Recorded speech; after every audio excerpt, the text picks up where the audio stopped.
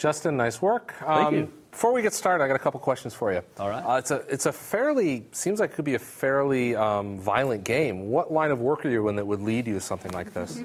Oh, that's a good question. The IRS will drive anybody to this. Would you like to take this one? Oh, boy, do I. That could, there could be some potential trouble where I'm concerned. Anyway, actually, how do you determine how many people are playing as a driver versus a sniper? And how does this not get boring for the snipers if, you have these multiple routes that people can take? That's a great question. As far as the not getting boring for the snipers, there's things they can do. They can switch turrets, as I explained. And you can search for other snipers, disable their turrets, take out the actual sniper himself if you find it, and then all of their turrets are temporarily disabled. And sorry, what was the other half of your question? How do you keep it for them not being boring, which I guess is what you're kind of answering. Oh, yeah, and there's a progression, kind of like the perk system in Call of Duty. You can unlock things like infrared scope for the snipers where they can, if they got a view just between two buildings, they can be spotting it and watch through infrared, see them lining up into the shot, anticipate it. Just a lot of different unlocks for both the cars and drivers. Keep it real. Oh, in the sniper-driver ratio, yeah, that's right. That'll always be pretty much paired up, team for team, one sniper, one driver. So it's teams of two competing against each other to be the first one across the finish line. Now, I haven't asked this question of anybody else yet, but I'm very curious. Let's say, you get to the very end and you don't win. Are you going to give up trying to work in video games? Oh, no, I'm studying programming right now. How can you not be happy working at the IRS? I don't understand this. Oh, yeah. It's pretty hard to be happy working at the IRS, to be honest with you. You don't like the IRS. I got all the same reasons plus some. Plus the spectrum. That's a great answer. They tax me the same as you, and they also have more demands of me. So Understood. I definitely want to pursue this. Now, Justin, before we get to the rest of the field, it's certainly an ambitious outline of a game.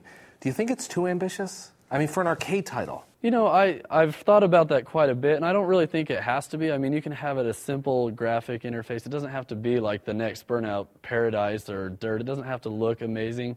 It's just the simple gameplay elements, and if you've ever played a shooter, it's even more simple. You can't move. The turrets are stationed, so you're just aiming. So your sniper is a turret? Yeah, like I said, you're controlling various turrets that you can cycle between with a push of a button. So it's a sniper turret? Yeah, there is an actual sniper hidden, but you don't actually control them. You just switch between turrets. I see. Okay. David, you want to? Okay, so this is really ambitious, and I think it's interesting. My question is, I actually would get bored driving. I think it'd be more fun to shoot, and I guess I want to have you explain to me why it's going to be fun to drive. If you're really not controlling any of your destiny. It's the snipers that actually unlock things for you and explode your neighbors and whatnot, and they actually get to kill people. Yeah, you can drive aggressively and knock people off the road, but at the end of the day, you're just going around a track. Oh, I think the level design is key in that. What I want to do with that is, like in the big cities, have parked cars on the side of the road you can ram players into to knock them out. It's going to be a very aggressive racing game. It's going to be lots of cheap shots, bumping into each other, spinning cars out to help your sniper. And also, there's added strategy to that as well. If somebody else has a better sniper, shadow their car. You're limiting their shots that way, There's a lot of interesting strategy elements that can come into play with that. So I just one follow-up question on that. So that's a great answer. I appreciate that. Can you tell me what the single-player experience is? Oh, the single-player experience, you can do the racing, like the one that's similar to Split Second. You just race against AI, and you can call for those shots. Mm-hmm. Or if you want to do single-player as a sniper, you're basically just running the car through scripted events, but you've got to have fast reflexes to make sure they get through. So it's basically you pick either a sniper or a driver. They're single-player modes, but the single-player driving mode can also be multiplayer as well, just everybody drivers. Okay. Okay.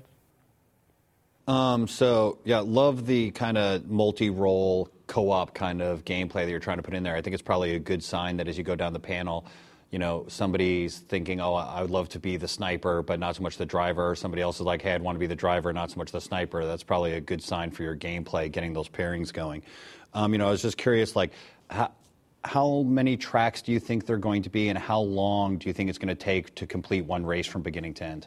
Well, as far as the number of tracks, I guess that would depend on how complex the tracks are. I kind of envisioned I don't know if any of you ever played the first Burnout on the original Xbox. I kind of envisioned something like to that extent. So that would obviously, for an arcade game, limit the number of tracks. So I'd imagine there would be very few, but with all the multiple routes and everything, that should keep it fresh enough. And also, coming back to your question, how driving would be exciting, Run the Gauntlet, like the one where you're the only driver and everybody's sniping at you, that's an exciting way to drive. And you can just, imagine having like 10 people shooting at you, trying to weave through all that, so... And are you worried at all? Like, I mean, it just seems like sniping something that's traveling at a high velocity, like a car, and getting things down, like, I'm going to hit the specific gas, can. And I know you said that was a hard shot, but it just seems like sniping, which is very precise action, driving very fast, it's going to be hard to be getting good, accurate shots on the cars that as a sniper you would want. That's kind of part of the intention. There's various sniping locations for your turrets. Like, some are up close. They don't have a view of all of the track, but they have a few easier shots because they're close to the action. Some spots will be higher up, so you'll see more of the track. So it's a good strategic location, but the shots are difficult. You got to be a lot better to be able to nail those shots. And the gas tank shot is designed to be very difficult because that'd be kind of pointless if you're just blowing up every car that drives by that simple.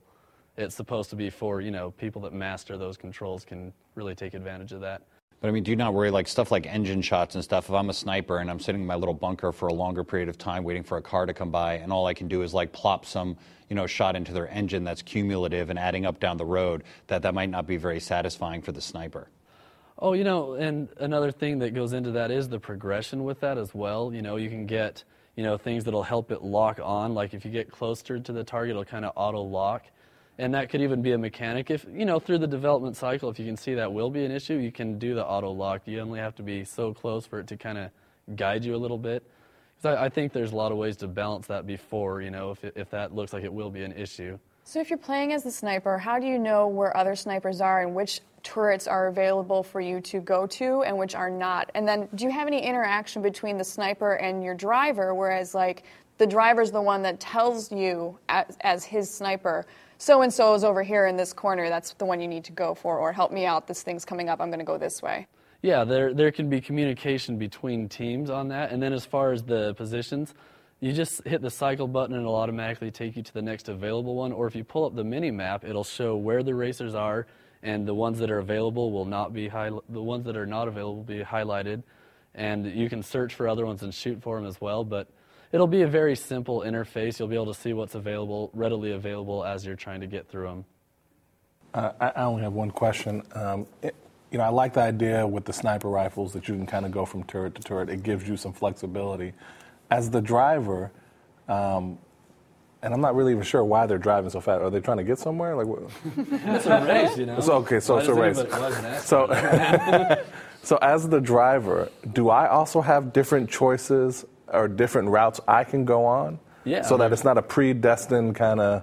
So all it is a timing thing for snipers, or you have to... I don't know if you paid much attention to that sample map, but I had a lot of various shortcuts, and not all of them are ones that get broken when you drove over them the first time. Some of them stay up. Some of them are up until another sniper decides to shoot it down. So you can leave it up and hope that your driver will take it multiple times, but that others are going to be able to do it as well. And there will be a lot of branching paths. And like I said, the most exposed paths will be the quickest ones. So they're riskier to drive down, but if you're afraid of that, you can take the longer route and be a little less vulnerable. They'll still be able to hit you, but it'll be more like intermittent glances at the car. Sniping, like how fun that is. Driving, how fun that is. And path design. What's the most important thing in the game out of those three things? Well, that's a really good question because honestly, I would have to say balance, which is kind of not any of those. I think it's important the sniping, I think, takes care of itself. It'll just be fun to shoot at the moving cars. I want to make sure the racers are having fun too, so it's a balance. And I think that all comes into the path design, making sure objects are placed strategically so they can, use them to hit other drivers into them. And there will be lots of, like, the barrels that are explosive. You can ram a car into that to blow them up. So there is going to be a lot of action for the racer as well. I mean, Burnout, all it is aggressive racing. It'll have all that, in and of itself, so it should be exciting enough to keep people playing like Burnout has. Great. Justin, thanks so much for your time. Thank you, guys. Good luck.